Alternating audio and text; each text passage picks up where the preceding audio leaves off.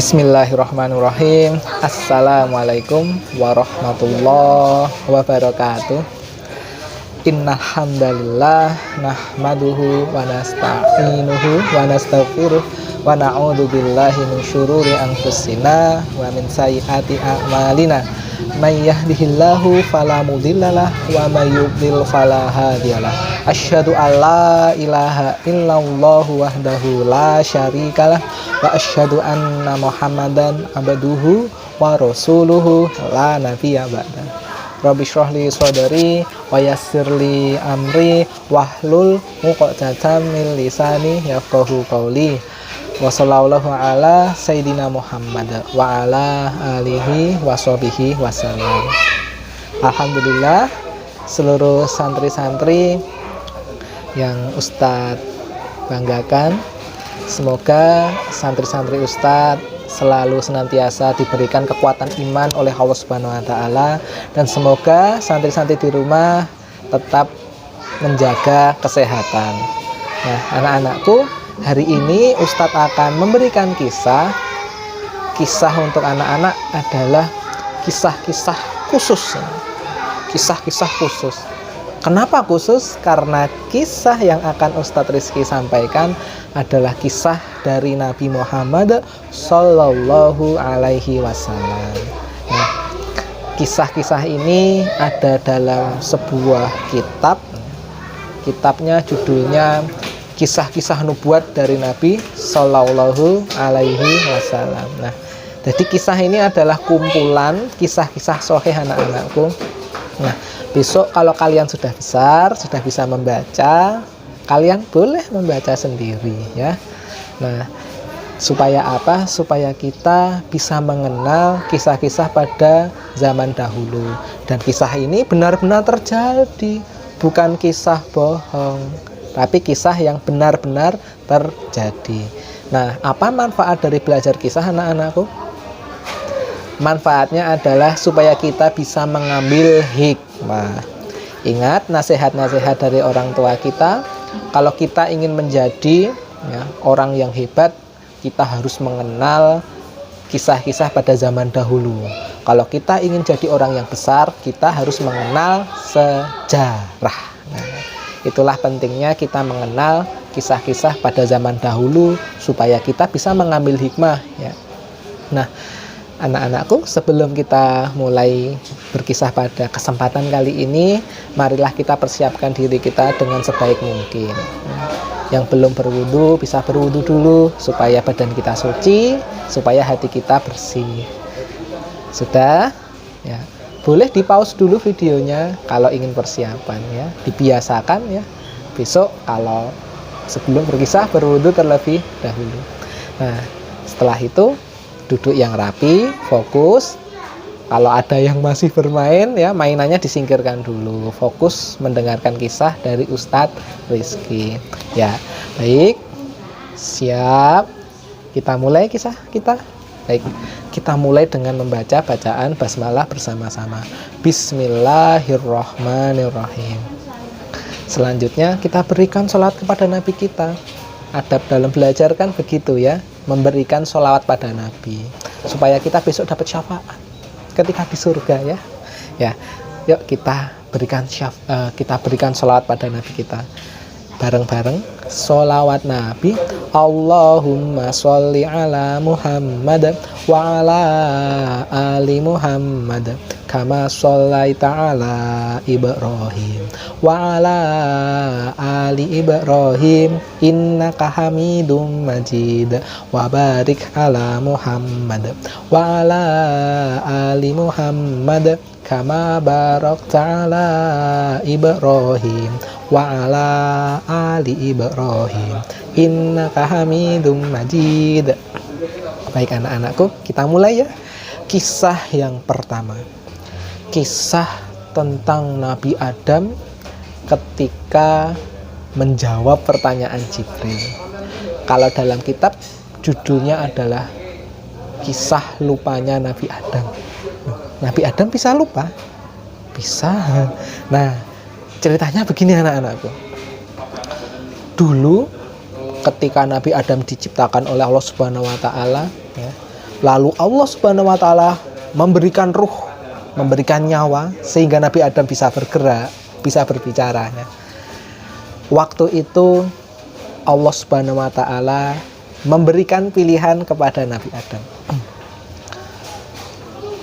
Wahai Adam, kamu memilih yang mana? Ada 2 pilihan. Maka Nabi Adam memilih pilihan salah satunya, aku milih itu ya Allah. Nah, ketika Nabi Adam memilih, Allah menceritakan apa yang dipilih Nabi Adam itu.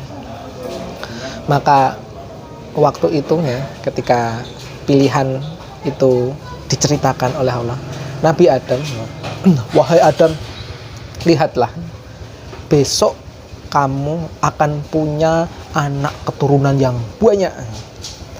Diperlihatkan itu takdir yang sudah Allah tuliskan. Nabi Adam diperlihatkan takdir yang akan terjadi. Jadi Nabi Adam bisa diperlihatkan itu masa depan. Oh, ternyata Nabi Adam besok bakal punya anak. Anaknya sangat banyak sekali sampai akhir hari kiamat. Diperlihatkan semua. Nah, ketika Nabi Adam melihat itu, melihat takdir di masa depan itu, yang takdir yang sudah Allah tuliskan di Lauhul Mahfuz, maka Nabi Adam melihat ada yang aneh, ada yang unik ya, bukan aneh, ada yang unik ya. Salah satunya adalah ada seorang anak keturunan Nabi Adam yang menurut Nabi Adam itu unik. Nabi Adam bertanya pada Allah Subhanahu wa taala, "Ya Allah, siapakah orang yang unik itu ya? Kok sepertinya unik unik ya, tahu ya unik ya, sesuatu yang berbeda." Nah, Allah Subhanahu wa taala menjelaskan, Adam itu adalah anak keturunanmu bernama Nabi Daud. Nabi Adam bertanya, "Ya Allah, kenapa dia kok seperti itu? Apakah dia berbeda dengan aku ya?" Ini Nabi Adam menanyakan. Allah menjawab, "Oh, dia Nabi Daud umurnya adalah 60 tahun." Nabi Adam kaget. Nabi Adam tahu bahwa Nabi Adam besok akan meninggal ketika umurnya 1000 tahun. Ustadz ulangi. Nabi Adam akan meninggal pada usia 1000 tahun. Sedangkan Nabi Daud akan meninggal di usia 60 tahun. Kan jauh sekali. Nabi Adam umurnya 1000 tahun. Nabi Daud umurnya cuma 60 tahun. Maka Nabi Adam merasa seperti kasihan begitu, kok umurnya cuma pendek. Umurku 1000 tahun ya. Umurnya Nabi Adam 1000 tahun, kok anak cucunya umurnya cuma 60 tahun. Maka Nabi Adam berdoa pada Allah, meminta pada Allah, "Ya Allah, berikanlah umurku 40 tahun kepada Nabi Daud supaya nanti genap 100 tahun." Allah pun mengabulkan keinginan dari Nabi Adam. Berarti anak-anakku, umur Nabi Adam sekarang jadi berapa? 1000 dikurangi 40 berapa ya? 960 tahun. Baik, dicatat ya, dicatat. Sudah tercatat ini ya di Lauhul Mahfuz, sudah dicatat di sisinya Allah. Nah, sekarang tibalah di masa ketika Nabi Adam sudah tua. Sudah mendekati 960 tahun. Sudah mau meninggal Nabi Adam. Maka ketika Nabi Adam sudah sampai di dekat kematiannya, sampai dekat ajal, maka malaikat datang. Nah, terus malaikat Jibril datang, terus memberikan informasi bahwa umur Nabi Adam sudah habis. Ternyata Nabi Adam lupa kalau umurnya sudah habis. Wahai malaikat Jibril, umurku kan 1000 tahun. Umurku sekarang kan baru 960 tahun. Kan aku masih punya 40 tahun umurku. Malaikat Jibril menjelaskan, wahai Adam, ingatkah dulu waktu kamu diciptakan? Dulu kamu pernah memberikan umur 40 tahun kepada Nabi Daud, anak keturunanmu. Ayo diingat lagi. Ternyata setelah diingat-ingat, bener ya ternyata. Oh iya, aku lupa.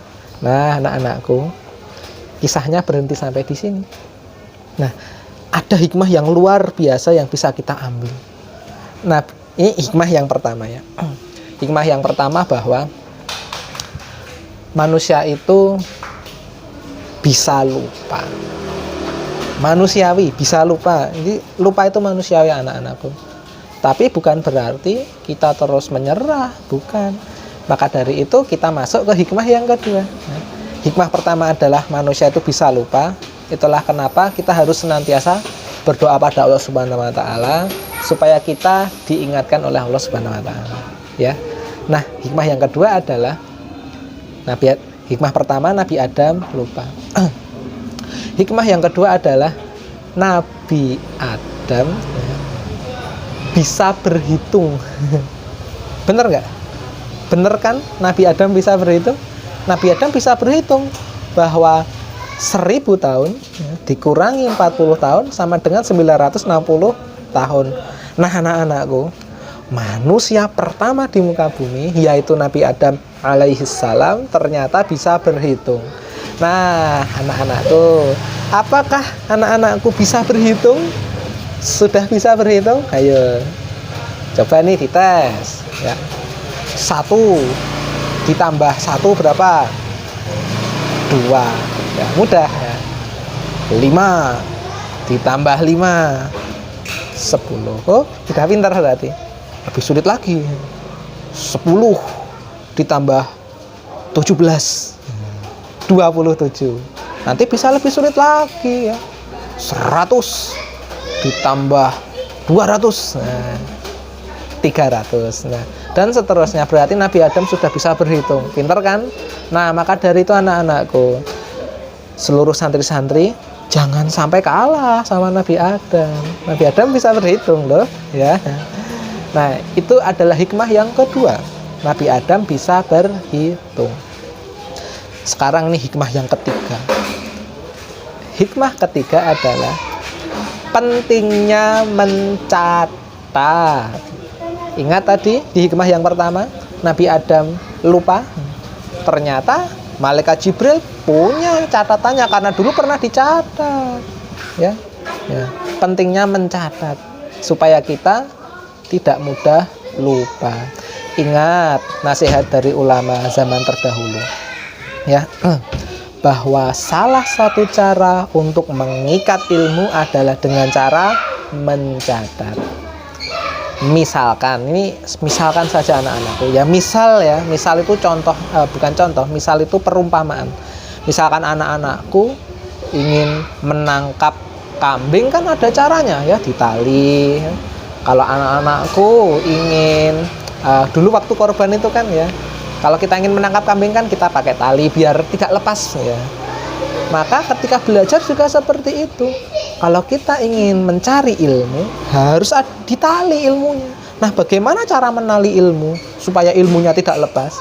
Dengan cara mencatat. Allah pun juga seperti itu, sudah mencatat takdir kita. Dulu waktu Nabi Adam diperlihatkan tentang takdir di masa depan, sudah ada catatannya.